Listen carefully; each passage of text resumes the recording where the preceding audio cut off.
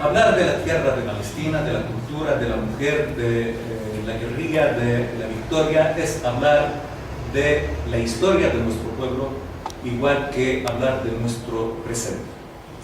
Un pueblo milenario que ha permanecido en su tierra y, como decía el poema de Taufik Ziyad, aquí hemos estado siempre, aquí estamos y aquí estaremos para siempre. Es un pueblo milenario que ha vivido constantes invasiones e invasores, y todos los invasores han ido y han permanecido en nuestro pueblo. Y aquí quiero resaltar un tema sumamente importante. Si bien es cierto, hemos sufrido invasiones, también hemos recibido alguna influencia de los invasores. Por lo tanto, hoy somos un pueblo multiétnico, multicultural y multireligioso. Y como dicen, no hay mal que por bien no venga. Entonces, si las invasiones y los invasores venían con un objetivo nefasto, igual han dejado algo positivo, que es hoy parte de nuestro patrimonio y de nuestro legado cultural y nacional. Lamentablemente, Palestina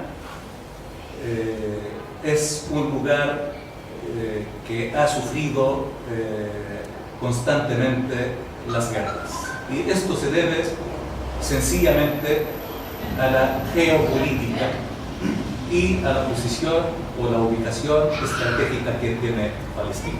Pues sabrán que Palestina, cuyo primer nombre fue la tierra de Canaán, y luego ha sido escenario de, como decía, diferentes civilizaciones y culturas. Luego llegan los filisteos, que se mezclan con los cananeos, y de ahí viene el nombre de Palestina. Filisteo, Filistino, los palestos, Palestina, ¿no? que se fusionan con los cananeos, y de ahí viene el nombre de Palestina.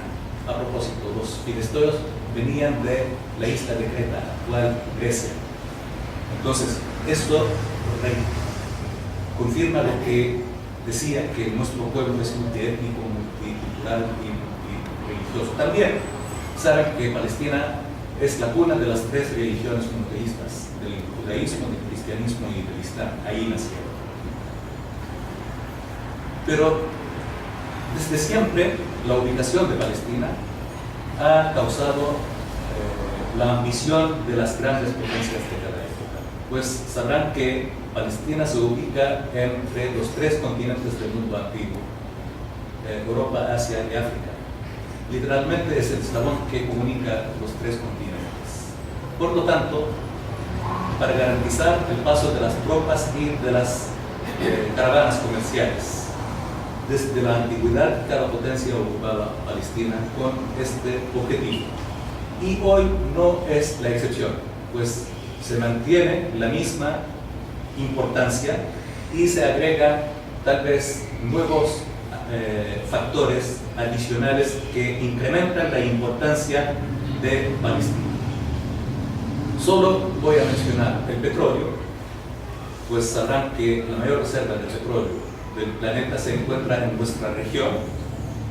Y otro elemento de suma importancia fue la inauguración del canal de Suez, que hoy es la principal vía de transporte marítimo del planeta.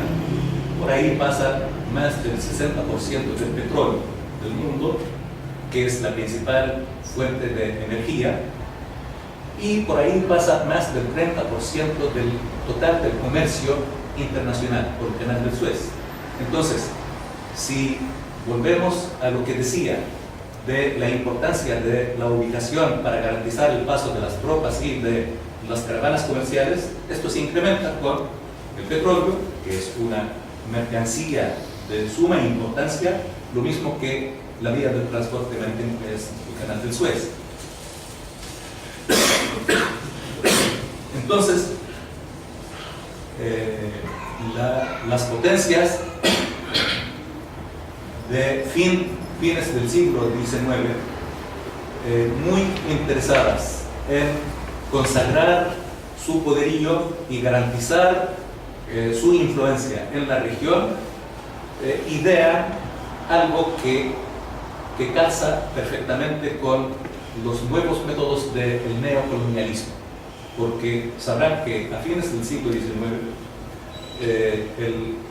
los métodos de colonialismo tradicional son sustituidos por los nuevos métodos del neocolonialismo, que es el dominio cultural, político, económico, y una nueva forma de dominio colonial o neocolonial es el establecimiento de bases adelantadas en ciertas regiones con cierta importancia estratégica. Esta base adelantada necesariamente requería de un instrumento para poder implementar tal idea. ¿Cuál sería el instrumento? Un movimiento que surge justo en este momento histórico, que es el movimiento sionista. Y es importante resaltar esto, que el sionismo nace en el momento que el capitalismo entra en su fase superior, que es el imperialismo. Se sustituyen los antiguos métodos por los nuevos métodos. El sionismo es un movimiento ideológico, entre comillas, nacionalista, que pretende establecer un Estado o un hogar nacional de los judíos. Casualmente, claro que en política no hay nada casual, el sionismo en sus principios baraja tres alternativas para el establecimiento del Estado de Israel. Una alternativa en la Patagonia, otra alternativa en Uganda, en África, y una alternativa que es Palestina. Yo les puedo asegurar, si el petróleo fuera descubierto y las reservas de petróleo se encuentran acá, tendríamos al Estado de Israel aquí, en la Patagonia, no en Palestina. Y esto es importante tenerlo en cuenta, porque esto echa por tierra el argumento que utiliza el sionismo y el Estado de Israel del nexo histórico y religioso del judaísmo con Palestina. Porque si fuera así, ¿qué tiene que ver la Patagonia con el judaísmo y con Israel? O con la tierra prometida. Absolutamente nada. ¿Y qué tiene que ver Uganda? Tampoco, nada. Y más aún, en el año 1906, Gran Bretaña empieza a implementar este proyecto en África, el proyecto sionista. Iba a establecer el Estado de Israel en África, no en Palestina. Claro que con el paso del tiempo y con los acontecimientos, la Primera Guerra Mundial, cambian los planes. Y en 1916, las grandes potencias de la época acuerdan un tratado que se llamó Sykes-Picot, donde se acuerda la repartición de nuestra región entre las grandes potencias: Inglaterra, Francia y, curiosamente, la Rusia zarista también, ¿no? En 1917, cuando triunfa la revolución socialista de octubre en Rusia, Lenin denuncia este pacto, que hasta ese momento era secreto. Lo denuncia como un pacto colonialista y anuncia la retirada de Rusia de este pacto, Sykes-Picot. Por lo tanto, queda entre Gran Bretaña y Francia. Esto fue en el año 1917, la revolución de octubre, y en el 16 se había firmado este pacto. En el año 17 también hay otro factor que ocurre, que fue la Declaración Balfour, que es una promesa del gobierno de Gran Bretaña al movimiento sionista, donde se comprometen a facilitar el establecimiento del hogar nacional judío en Palestina. Ojo, en 1917 Palestina aún ni siquiera era colonia británica. Recién en el año 1922 Gran Bretaña oficializa su mandato sobre Palestina. Entonces, 5 años antes, y antes de que ocuparan Palestina, regalan a Palestina al movimiento sionista. ¿A santo de qué y con qué derecho? Que pues ni siquiera era colonia de Gran Bretaña. Simplemente es la lógica imperialista, colonialista. ¿Y por qué específicamente al movimiento sionista? Simplemente porque es un instrumento que está al servicio de esa gran potencia y las demás potencias occidentales. Para que se concrete este proyecto, Gran Bretaña ocupa Palestina, igual ocupa otros territorios árabes, como Jordania e Irak también. Sí, por su lado, Francia ocupa Siria y Líbano. Entre los dos facilitan el ingreso masivo de los judíos a Palestina. Y aquí también debo resaltar que Palestina, siendo la cuna de las 3 religiones, siempre hemos convivido judíos, cristianos, musulmanes, y nunca hemos tenido problemas como ciudadanos. ¿Podía algún judío tener un problema con otro judío? Podía tener un problema un judío con un musulmán, pero no por ser judío ni por ser musulmán, como puede ocurrir algún problema entre musulmanes o un problema entre cristianos, simplemente entre ciudadanos. Pero no pasaba nunca a mayores.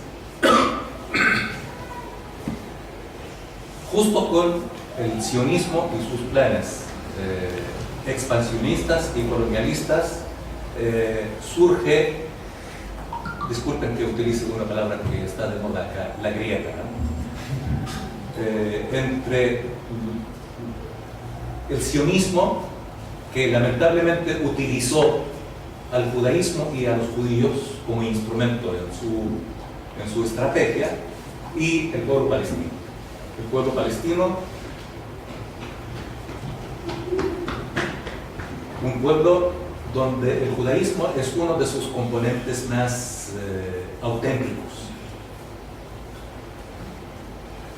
Claro que el pueblo palestino, al igual que todos los pueblos, es un pueblo generoso, hospitalario, solidario, y cuando los judíos eran perseguidos en Occidente, los judíos llegaban como refugiados no solamente a Palestina, a Marruecos, a Túnez, a Argelia, a Egipto, Siria, el Líbano.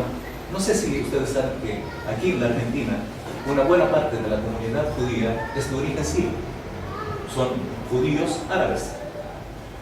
Más aún, los primeros clubes sirio-libaneses fundados en la Argentina eran fundados por sirios, libaneses, judíos, musulmanes y cristianos, porque eran simplemente ciudadanos sirios o ciudadanos libaneses. Estamos hablando de fines del siglo XIX, principios del siglo XX. Eran simplemente ciudadanos, igual que cualquier ciudadano de nuestros pueblos. Bueno, el hecho es que con la implantación del mandato británico sobre Palestina, la inmigración masiva, organizada con fines colonialistas de los judíos, empiezan las confrontaciones entre el pueblo palestino, parte del cual es el judaísmo, con tanto el sionismo como en contra del mandato británico. Así que la lucha del pueblo palestino dentro de poco cumple 100 años. Y lamentablemente a la fecha no hemos logrado nuestra independencia y soberanía.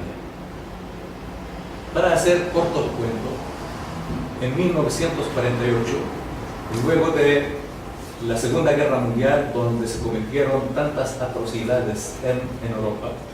Y a propósito, tanto la Primera Guerra Mundial como la Segunda Guerra Mundial fueron guerras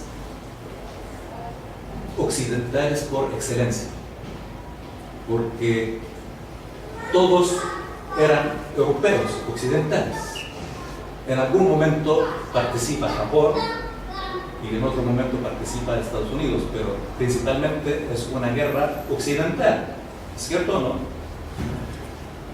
Y de estas guerras fueron víctimas los pueblos, porque la suma de las víctimas de las dos guerras tal vez supere los 100 millones de seres humanos, entre los cuales hubo una buena parte de judíos, principalmente en la Segunda Guerra Mundial, el Holocausto. Pero si bien es cierto, hubo víctimas judías, también eran perseguidos los gitanos por ser gitanos. También eran perseguidos los comunistas por ser comunistas. ¿Cierto o no? Eran perseguidos los partisanos que luchaban en contra del dominio nazi. Y hubo, por lo menos en la Segunda Guerra Mundial, 60 millones de víctimas, entre los cuales se habla de 6 millones de judíos. Yo no quiero cuestionar si fueron 6 millones o 5 millones y medio o 6 millones 101 mil, porque sería antisemita si lo cuestiono, porque en la vida y en nuestro mundo todo es cuestionable, hasta la existencia de Dios o no. Si Jesucristo fue ser humano o fue hijo de Dios, es cuestionable.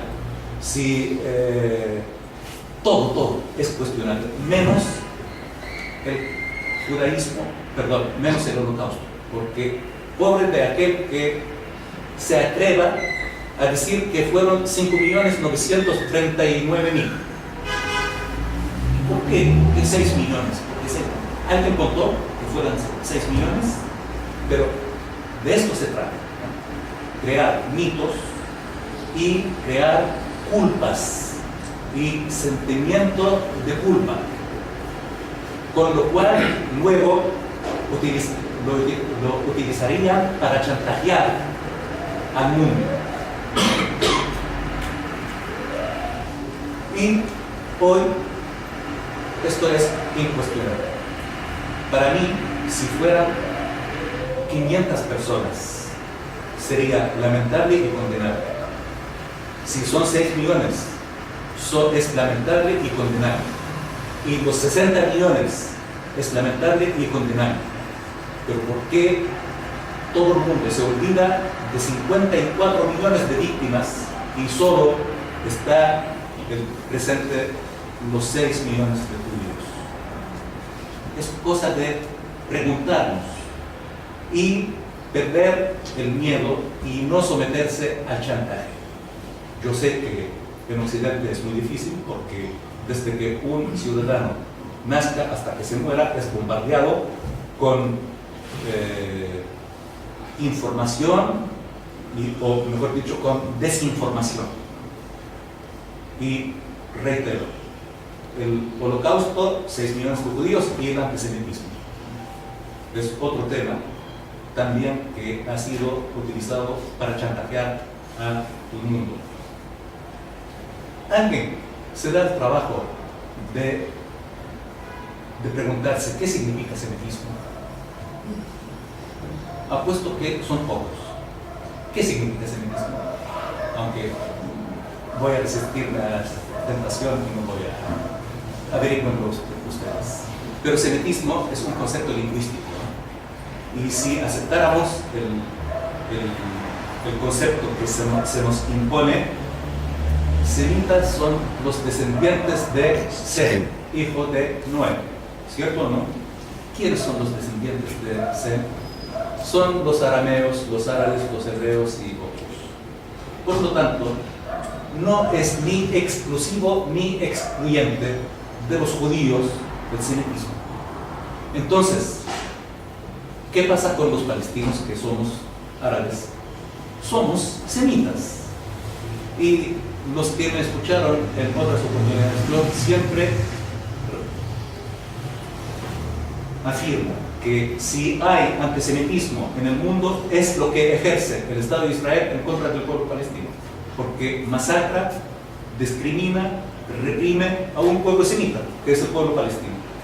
Entonces, esto es otra leyenda, otro mito del antisemitismo. Israel es el antisemita, no otro. Bueno, en 1948, luego de las atrocidades de la Segunda Guerra Mundial, el Occidente, con este complejo de culpabilidad, facilita la creación del Estado de Israel. Pues sabrán que en 1947, en la Asamblea General de Naciones Unidas, la recién creada Naciones Unidas, que es el reflejo del contexto histórico y de la coyuntura de la posguerra, inclusive Naciones Unidas hasta el día de hoy es cuestionada por su estructura y por sus mecanismos de trabajo. ¿Por qué Gran Bretaña es miembro permanente del Consejo de Seguridad con derecho a veto? ¿Y por qué Alemania no? ¿Por qué Francia lo es y la India no lo es? Y la India tiene más de 1.000 millones de habitantes. ¿Por qué Francia y por qué no Sudáfrica? Pues esto es un producto de la posguerra. Y en la posguerra, el Occidente, que masacró a los judíos, que los persiguió, tenía este complejo de culpabilidad. Por lo tanto, quería quedar bien con su conciencia, regalando Palestina a los judíos para establecer el Estado de Israel. Y les importó muy poco y no les causó ningún cargo de conciencia que otro pueblo, en este caso el pueblo palestino, sufra las consecuencias de su nuevo crimen, tanto en contra de los judíos como en contra del pueblo palestino. Porque muchos judíos no fueron consultados si quieren o no ser parte de este proyecto. Y la historia comprueba que los judíos iraquíes fueron arrancados a la fuerza de sus hogares y llevados a Israel. La historia ha comprobado que los pobres judíos yemeníes fueron arrancados de sus hogares y llevados a Israel. Y ahí fueron considerados subdesarrollados, atrasados, y sus hijos fueron quitados por los propios civilizados judíos europeos, porque estos judíos yemenitas eran atrasados, no podían crear a sus hijos, por lo tanto les quitaron los hijos para ser creados por los judíos ashkenazis. Claro, para algunos esto puede ser blasfemo, hablar tanto de temas tan ocultos y prohibidos. Pero por favor, yo les pido no creerme, yo les pido que ustedes averigüen y van a descubrir las atrocidades que se cometieron en contra de los propios judíos en Palestina y fuera de Palestina. También van a descubrir las atrocidades cometidas en contra del pueblo palestino, dentro de Palestina como fuera de Palestina. Bueno, el hecho es que Naciones Unidas aprueba la resolución 181 de la partición de Palestina, donde destina al Estado de Israel 55% de la Palestina histórica y le destina a los palestinos, a un Estado palestino, el 44% de nuestra patria histórica. No voy a cuestionar lo justo y lo injusto, este fue el hecho. Este mismo año, 1947, Gran Bretaña anuncia su intención de retirarse de Palestina. Y efectivamente, como pocas veces, cumple con su palabra pero no por querer cumplir, sino por ser parte de su plan, por lo que ocupó Palestina, para preparar las cosas y las condiciones para entregárselo al movimiento sionista, para crear el Estado de Israel. En mayo de 1948 se retiran las tropas británicas, pero no sin antes entregar sus posiciones y sus armas al ejército sionista que operaba en Palestina. Y aquí también me gustaría mencionar un dato, y también lo pueden averiguar. Durante la Segunda Guerra Mundial, Gran Bretaña creó una brigada cuyos integrantes eran de religión judía, más bien sionistas, y su campo de operaciones era en Palestina. Y esta brigada era parte del ejército británico. Así que, de esta forma, creó el ejército sionista. También, aparte de esta brigada, dependiente y parte del ejército británico, le permitió a las bandas del sionismo organizarse y busquen los nombres de Haganah, Ergun, Stern, que fueron bandas terroristas, y no las califico yo como terroristas. El propio mandato británico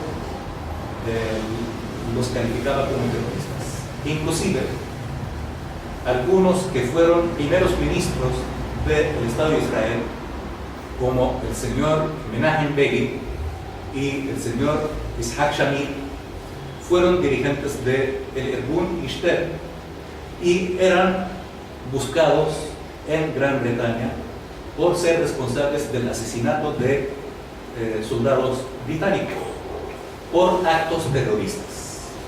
Claro, para Gran Bretaña solo contaba el asesinato de soldados británicos, no contaba el asesinato de ciudadanos palestinos. Esto nunca fueron buscados por esto, sino por lo otro.